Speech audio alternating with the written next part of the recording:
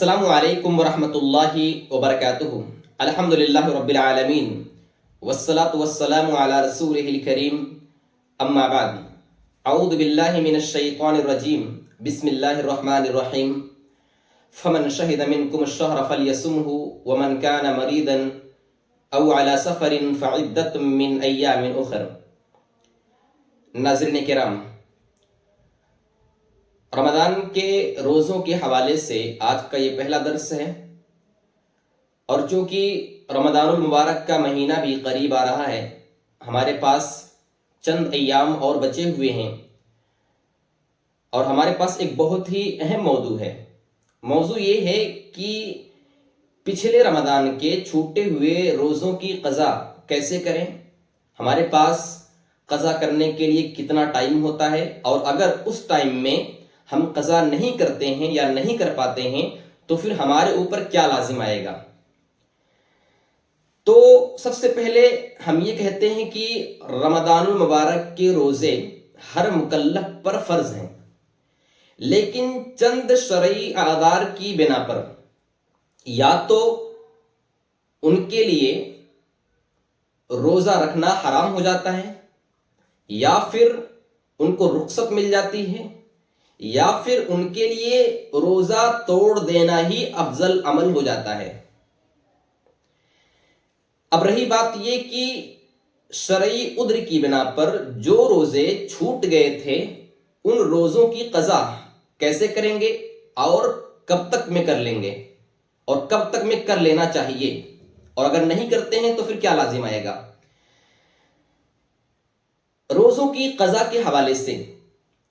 شیخ صالح الفوزان حفظہ اللہ کا ایک قول ہے، وہ فرماتے ہیں کہ مستحب عمل یہ ہے کہ روزوں کی قضا جلد ہی کر لی جائے، اور اسی طریقے سے وہ یہ بھی فرماتے ہیں کہ یہ بھی مستحب عمل ہے کہ روزوں کی قضا پے در پہ یعنی مسلسل کریں، آج کل پرسوں یعنی جتنے روزے چھوٹے ہوئے تھے لگاتار ان روزوں کی قضا کر لیں، یہ بھی مستحب عمل ہے۔ رمضان کا مہینہ ہوتا ہے اور شرعی عذر کی بنا پر روزہ چھوٹ جاتا ہے، اور جتنے روزے چھوٹے ہیں رمضان کا مہینہ ختم ہوا، اور جس عذر کی بنا پر روزے چھوٹے ہوئے تھے وہ عذر بھی ختم ہو جائے، عذر ختم ہونے کے بعد ہی جتنی جلدی روزہ رکھ لیں گے اتنا ہی بہتر ہوگا، چونکہ وہ فرض تھا ہمارے اوپر،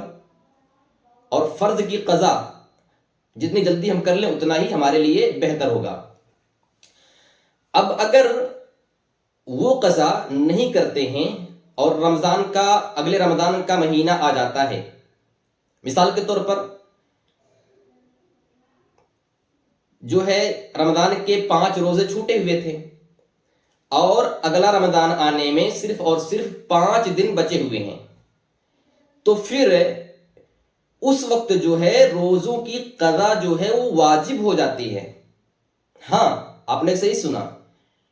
کہ اگر روزے چھوٹے ہوئے ہیں اور ان کی قضا بندے نے نہیں کی ہے، اور اگلا رمضان آ گیا، 5 دن بچے ہوئے ہیں اور 5 روزے چھوٹے ہوئے تھے، تو اس وقت جو ہے اس کے اوپر واجب ہو جاتا ہے کہ وہ روزوں کی قضا کر لے۔ اگر تساہلی کی بنیاد پر بنا کسی شرعی عذر کے وہ اگلے رمضان کے آنے سے پہلے اپنے چھوٹے ہوئے روزوں کی قضا نہیں کر لیتا ہے، تو پھر رمضان کے بعد یعنی اگلے رمضان کے بعد اس کے اوپر ان چھوٹے ہوئے روزوں کی قضا بھی ہوگی، اور اس کے علاوہ جو ہے اس کے اوپر کفارہ بھی لازم آئے گا۔ جی بالکل،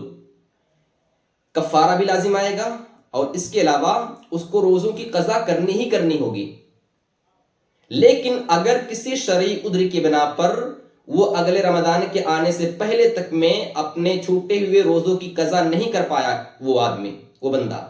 تو پھر اس کے اوپر صرف اور صرف قضا ہوگی، کفارہ نہیں ہوگا۔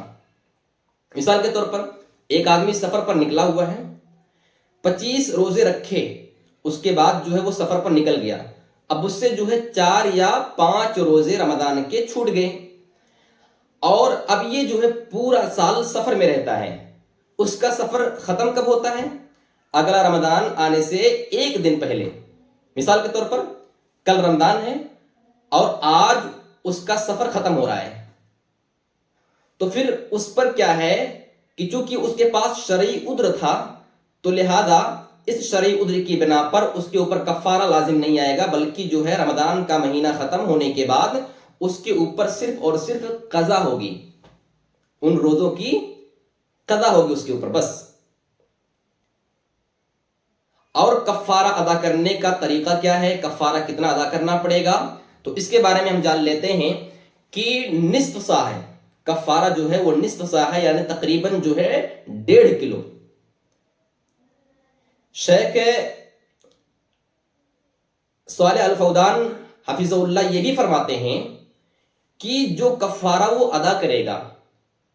تقریباً 1.5 کلو، وہ کفارہ کس چیز کا ہوگا؟ جو اس کے علاقے میں، جو اس کے شہر میں، اس کے جو ملک میں